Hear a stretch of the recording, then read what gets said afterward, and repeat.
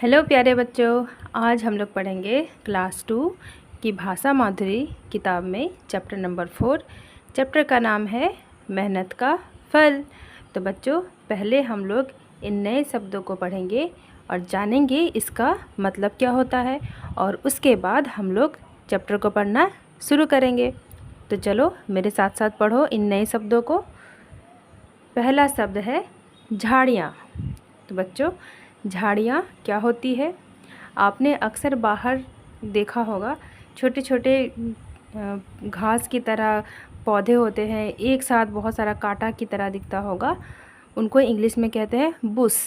ठीक है, तो वो होती हैं झाड़ियाँ। ये रोड के किनारे अक्सर आप देखते होंगे, जब भी गाड़ी से कहीं ट्रेवल करते होंगे तो रोड के किनारे झाड़ियों को अक्सर देखा होगा। दूसरा शब्द है कंकड़। बच्चों, बाहर जब तुम ग्राउंड में खेलने जाते हो, जहाँ पर छोटे छोटे पत्थर ये सब होते हैं, तो पत्थरों से भी छोटे छोटे जो पत्थर होते हैं उन्हीं को कहते हैं कंकड़। कंकड़ पत्थर, ठीक है, पत्थरों के साथ ही होते हैं छोटे छोटे कंकड़। तीसरा शब्द है चुपचाप। जब तुम्हें मम्मी डांटती है तो तुम चुपचाप गुस्सा होकर बैठ जाते हो ना। यही है चुपचाप। हैरानी। हैरानी का क्या मतलब? हैरानी जैसे आपको मम्मी ने अचानक से प्यार करना शुरू कर दिया, जैसे आपने होमवर्क भी नहीं बनाया, उसके बावजूद आपको मम्मी ने डांटा नहीं, बल्कि प्यार से बोल रही है, बेटा क्या तुम मैगी खाओगे, मैं मैगी बना दूँ क्या तुम्हारे लिए? तो तुम हैरान हो जाओगे ना कि अरे मैंने तो होमवर्क भी नहीं बनाया और मम्मी डांटने के बजाय उल्टा पूछ रही है कि मैगी बना दूँ क्या। तो इसे ही कहते हैं हैरानी। इसके बाद का शब्द है साथियों। साथियों मतलब फ्रेंड्स, ठीक है, दोस्तों को कहते हैं साथियों।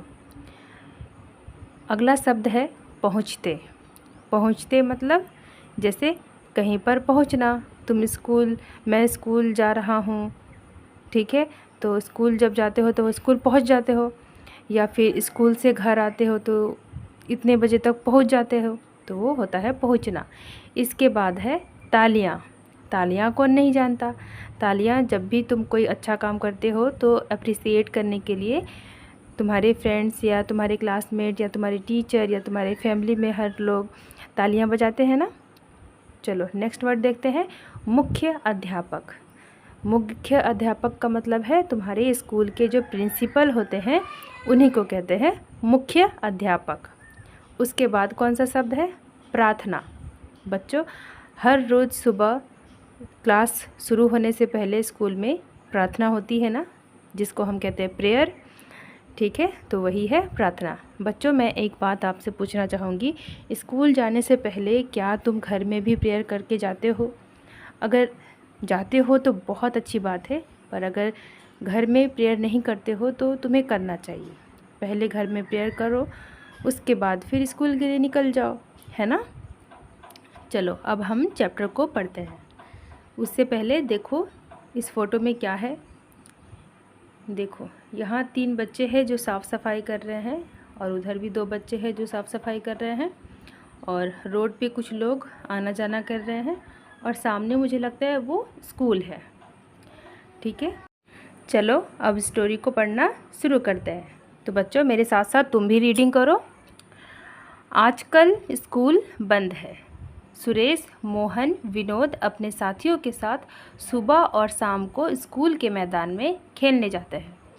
वहाँ जगह जगह झाड़ियाँ हैं, कंकड़ भी बहुत है। मैदान सड़क के एक किनारे पर है। सुरेश और उसके साथी खेल शुरू करने से पहले मैदान की सफाई करते हैं। तो बच्चों, इस पैराग्राफ में क्या है, इसमें ये बताया गया है कि स्कूल बंद है। जैसे हमारी गर्मियों की छुट्टी होती है तो काफ़ी लंबे समय तक के लिए हमारे स्कूल बंद होते हैं, या फिर दुर्गा पूजा के लिए जो छुट्टी दी जाती है, या फिर किसी दूसरे फेस्टिवल के लिए, या फिर किसी भी कारण से जब लंबे समय तक के लिए स्कूल बंद किया जाता है, तो उसी तरह से इनके स्कूल भी कुछ लंबे समय तक के लिए बंद था। तो जो 3 फ्रेंड्स थे, सुरेश, मोहन, विनोद, ये लोग अपने फ्रेंड्स के साथ स्कूल का जो फील्ड है, ग्राउंड है, वहाँ पर हर रोज़ खेलने जाते थे, हर सुबह खेलने जाते थे। ठीक है, तो वहाँ जब ये लोग खेलने जाते थे तो वहाँ देखते थे कि बहुत सारे झाड़ियाँ हो गई है, कंकड़ पत्थर बहुत सारे हो गए हैं ग्राउंड में। तो उनको खेलने में भी दिक्कत आती थी और वो लोग ये भी सोचते थे कि स्कूल का ग्राउंड इतना गंदा है तो हम लोग खेलेंगे कैसे। वो लोग क्या करते थे, पहले ग्राउंड को साफ़ करते थे, झाड़ियों को साफ़ सुथरा करते थे, हटा कर वहाँ से। फिर जो कंकड़ पत्थर इधर उधर फैले हुए हैं उनको भी साफ़ सफाई करते थे और उसके बाद खेलते थे, फिर घर चले जाते थे। फिर यही काम जब भी वो लोग जाते थे, हर सुबह जाते थे खेलने, तो पहले साफ़ सफाई करते थे, फिर खेलते थे। आगे बढ़ते हैं। सड़क पर आते जाते लोग हैरानी से उन लड़कों को देखते हैं। वे सब चुपचाप अपने काम में लगे रहते हैं।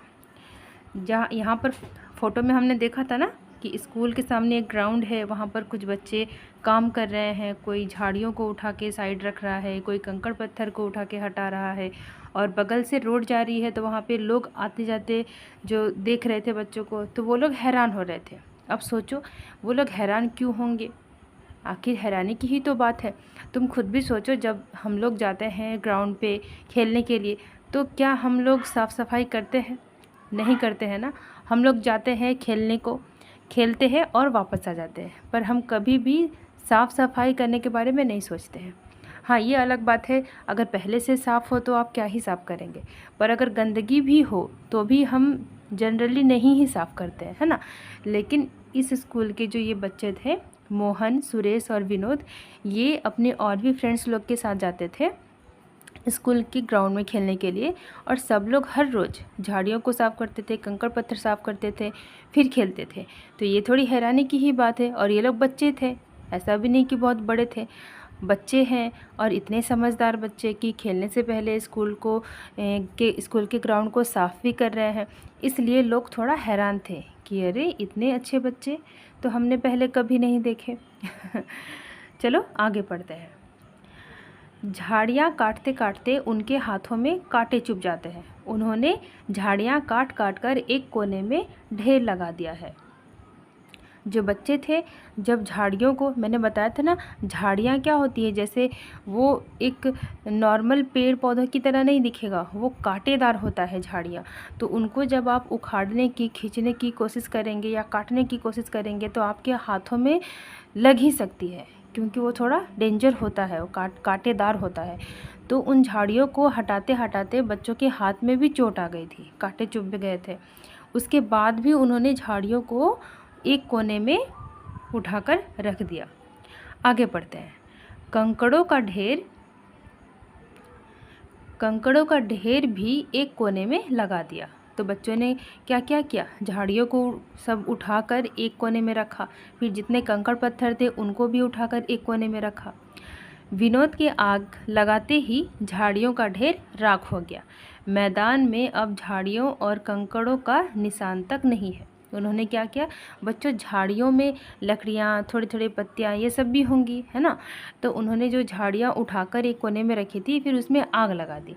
आग लगाने से क्या हुआ कि ढेर सारा जो झाड़ियाँ था वो सारी जल गई और सब राख में बदल गई। तो राख जब जल गई तो बहुत सारी झाड़ियाँ जलने के बाद तो थोड़ा सा राख बचा, तो वो साफ़ हो गया। और कंकड़ पत्थर जो थे वो सब एक कोने में रख दिए। उनको तो आप जला नहीं सकते, वो जलाने से भी जलेगा नहीं, तो वो एक कोने में साइड में रख दिया। तो ऐसे क्या हुआ, पूरा फील्ड, पूरा मैदान साफ़ हो गया। आगे बढ़ते हैं। स्कूल खुल गया है।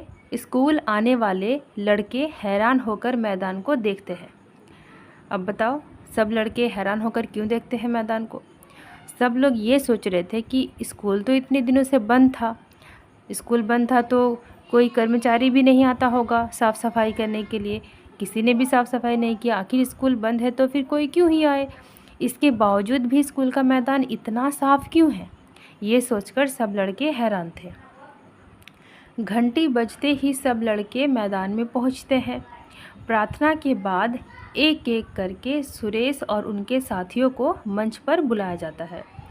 हर सुबह जब प्रेयर होती है, उसके बाद स्कूल खुलने के बाद का दिन था, तो जैसे प्रेयर होती है उस तरह से प्रेयर होने के बाद प्रिंसिपल सर ने क्या किया, मंच पर यानी कि स्टेज, जिसे हम कहते हैं स्टेज, तो स्टेज पर अनाउंसमेंट करके प्रिंसिपल सर ने प्रार्थना के बाद एक एक करके सुरेश और उसके साथियों को मंच पर बुलाया जाता है। तो स्कूल खुलने के बाद का दिन था, तो जैसे हर रोज़ प्रेयर होता है स्कूल में, उस तरह से प्रेयर हुआ।